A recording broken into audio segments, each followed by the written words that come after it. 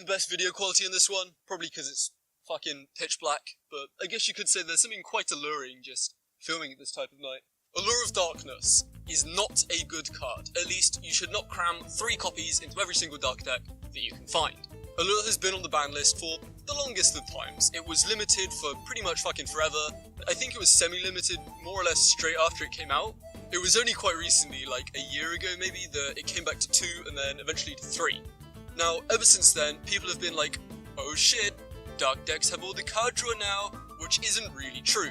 Since I think Allure of Darkness, although it is technically drawing you cards, is not actually giving you any advantage.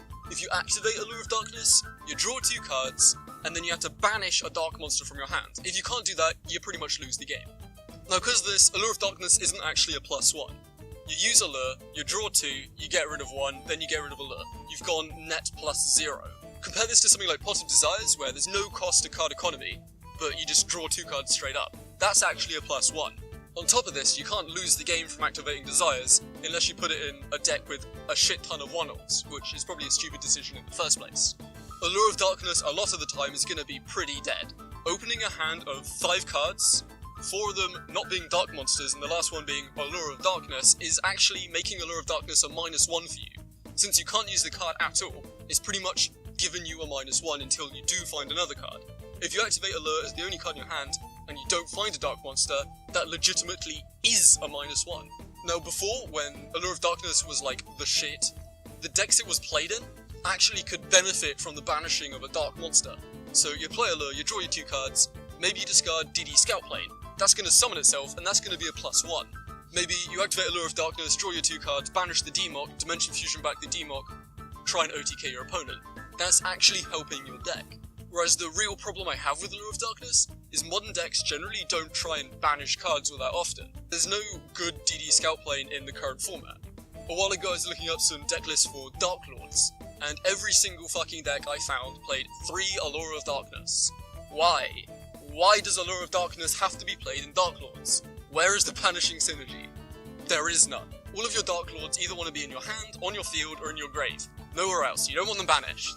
Now you can argue like, oh, you only need 1 Dark Lord on the field in order to activate the effect of a Dark Lord monster to shuffle back a spell or trap card. This is correct, but you still don't want to banish your Dark Lords. You're not generating any advantage at all. If you really want to get rid of dead Dark Lords in your hand, play less Dark Lord monsters in your deck. Now you can argue that drawing 2 cards and taking 2 cards out of your deck is giving you like, I think it's a 6% chance of drawing every other card in your deck. Great, whoop-de-fucking-doop, 6%. But I'd argue that a deck that doesn't play enough dark monsters with Allure of Darkness in the deck is actually gonna lose more games because of Allure of Darkness than win more games because of the 6% increase. This is because if you top deck Allure of Darkness, that card is dead. Allure of Darkness is the worst top deck. Compare this to something like Pot of Desires from earlier. Pot of Desires is probably the best top deck. Now there are a few decks which can really benefit from playing Allure of Darkness. I remember back in the day with Mermails, people would play Allure with Gen X Controller. I guess that's alright, since your controller doesn't do much. But then you're playing Allure to make a bad card better, which you might as well just not play the bad card in the first place. If you really hate Gen X Controller, don't play Gen X Undyne. That argument's less valid now that Mermail has its own, like, Gen X Undyne, the Neptibus dude, but whatever, the point still remains. Now I know Allure of Darkness is really similar to cards like Traded and Cards in Consonance, which are played a lot in Blue Eyes, and they're actually good in Blue Eyes. The difference here is Allure of Darkness banishing cards. Those cards are banished. You cannot get them back.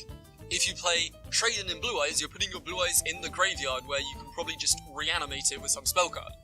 Cards of Consonance as well. This card is generally a +1, since you're going to send your White Stone of Legend, you're going to draw your 2 cards, and your White Stone of Legend is going to give you a search. That's a +1. Trading is not a +1, but at least you're putting the card somewhere where you can use it. Allure of Darkness isn't that great in a deck like Shadow, because you do not want your Shadow monsters banished. There's no way to get them back unless you want to play terrible cards. It was good in older formats where things like Return from the Dark Dimension were actually played, because those cards could get back your banished monsters. Banishing a card and not being able to get it back is not going to help you at all.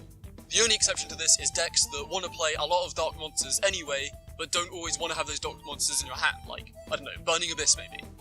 Now I think decks that really can benefit from Allure are Phantom Knights and maybe Burning Abyss. Phantom Knights legitimately want to banish monsters, so you can like Levier them back, although I guess that's less relevant in Link format where you can't spam Leviers.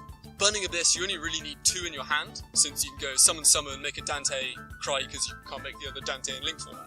In that case, you might actually want to set more back row, in which case playing Allure of Darkness to get rid of the excess Burning Abysses in your hand is actually a good play, since you don't want them in your hand at all in the first place.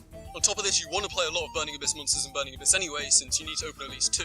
Compare this to the Dark Lord argument, where you only need 1 Dark Lord monster, so just playing less Dark Lords is the better option. Burning Abyss actually needs to play a lot of Dark monsters, so it makes sense to play more Dark monsters. In Dark Lord, if you want to get rid of the excess Darks, just don't play them in the first place. I feel that people really think that card draw in Yu-Gi-Oh! Especially is something ridiculously powerful. This is probably just because Pot of Greed, Graceful Charity, all the good draw cards have just been banned for so long that everyone considers anything that's even remotely close to what they do to be some sort of like god card. Like you play Allure of Darkness, that's basically playing a Pot of Greed, right? Well no, it's not, because Pot of Greed is a +1 and Allure of Darkness is not a +1. More of the time it's probably going to be a -1. All in all, I guess the argument Allure of Darkness is a bad card isn't actually really the case, but for the most part, just don't play 3 Allure of Darkness and everything with Dark Monsters. You don't need it. You've got better cards to play. Now, it's really, really cold. I'm probably going to get murdered because it's like the middle of the woods at midnight. So I'm going to go now, guys. Until next time, stay groovy.